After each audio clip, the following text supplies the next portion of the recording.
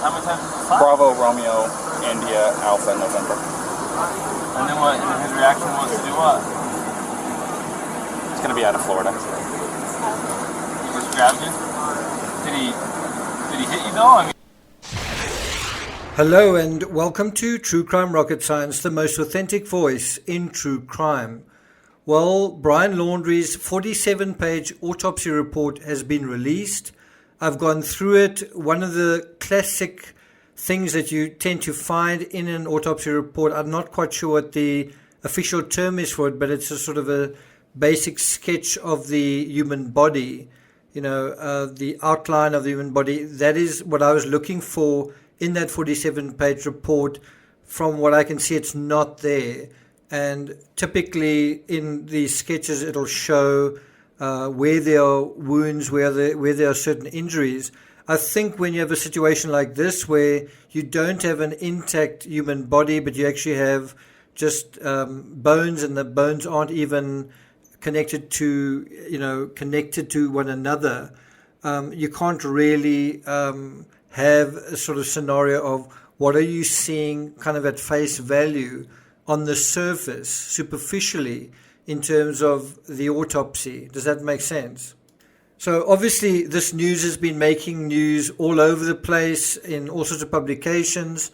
I'm going to refer you to a short summary provided by the New York Post. I'll provide a link to the 47-page autopsy report as well as a link to the article in the New York Post. Before we get to that, if you haven't subscribed to the channel, please do. Like, share, leave a comment, and let's get started.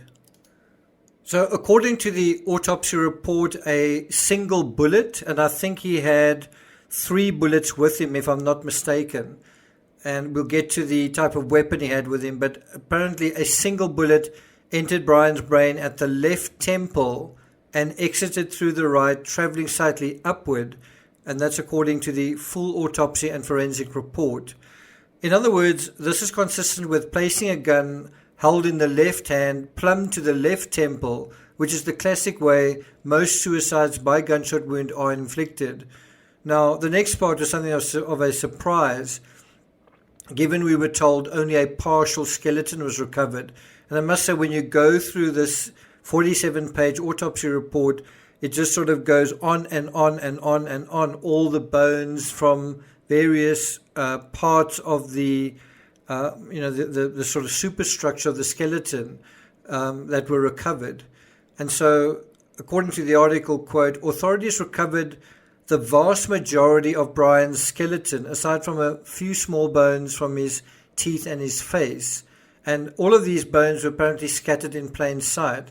Now, I think when authorities first arrived on the scene, they may have assumed that not much of the skeleton was remaining, because you'd probably expect to see a white skeleton. And I think what was actually found was that the skeleton was in fact mostly blackened by the dirt and the mud that was in the area.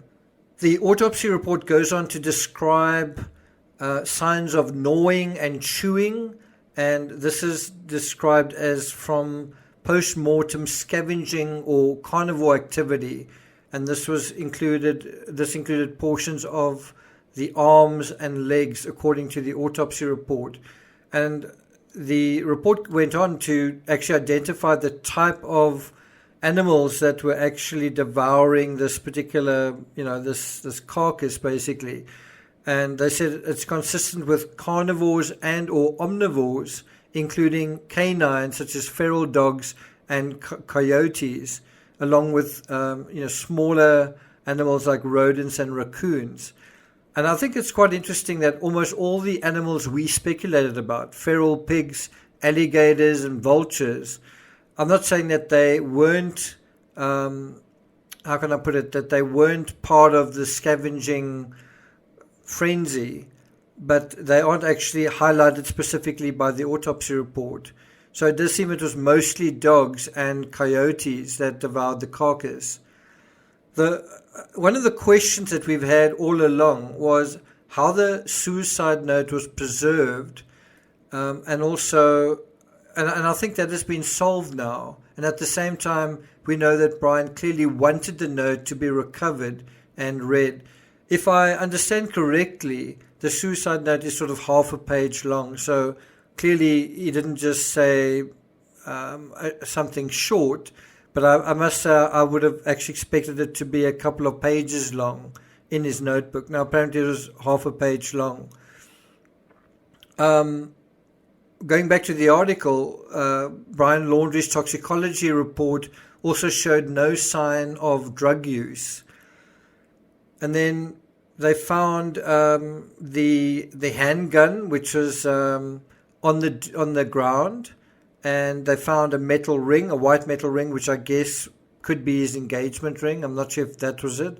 They found his slip-on shoes, green shorts, a backpack, and then the revolver that they found, they identified as a Windicator revolver. It still had 2 live rounds in it.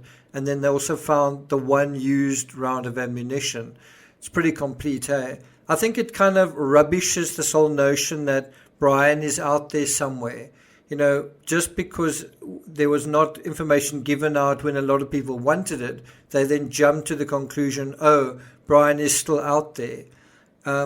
You know, I think it stretches the whole conspiracy thing to breaking point where you're going to say, oh, this 47-page report with all the details in it is actually fiction as well. Some people will undoubtedly believe that, but most reasonable people wouldn't. So the autopsy report also refers to a secondary scene where they found animal skeletal remains, so different remains from, that weren't human, and then a handwritten half note and a Moab coffee roaster's hat, according to the report. I'm not quite sure what that means.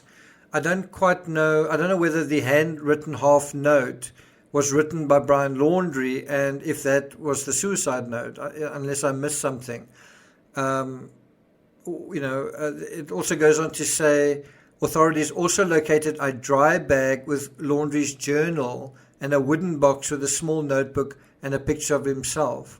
And so, I don't know, I guess one assumes that in order for the suicide note to have been, I suppose not necessarily, but for the suicide note to have been preserved, it would have had to have been placed in this dry bag. And one would imagine if Brian went to the trouble to write a note, he would also go to the trouble to make sure it would be preserved. Does that make sense? And then we get to the dental records that was mentioned right in the beginning when Brian was found. And the authorities actually did manage to recover a little bit of DNA to positively identify Brian's remains. They used the DNA from his parents to do the check, to do the calculations, through I guess their systems. Any guesses where they found this DNA? Now apparently they found genetic material from one of his teeth and then 2 femur bones that they matched with DNA swabs taken from his parents. That is not just one profile, that is like at least 3 different sources of DNA. And then the last thing I want to mention is that according to the autopsy, besides Brian taking no medication, often with an autopsy you ask for a kind of a backstory and you kind of get some background on what was kind of going on.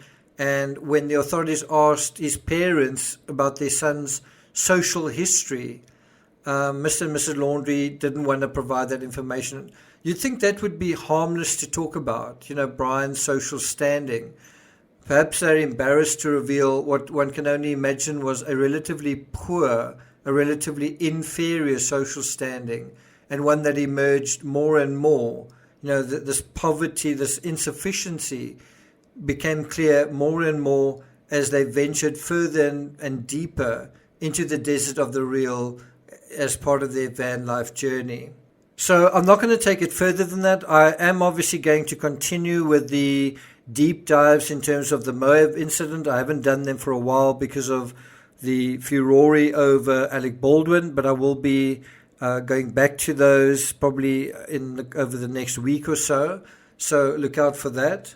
And then for those interested in the Barry Morphew case, I'll be doing a live stream at about 4 p.m. Eastern Standard Time on Tuesday. So that is tomorrow afternoon, dealing with the very extensive affidavit in that case. So look out for that. That'll also be a members-only discussion. A link to join the channel in order to participate is provided in the description. Thank you for listening, and I'll see you guys next time.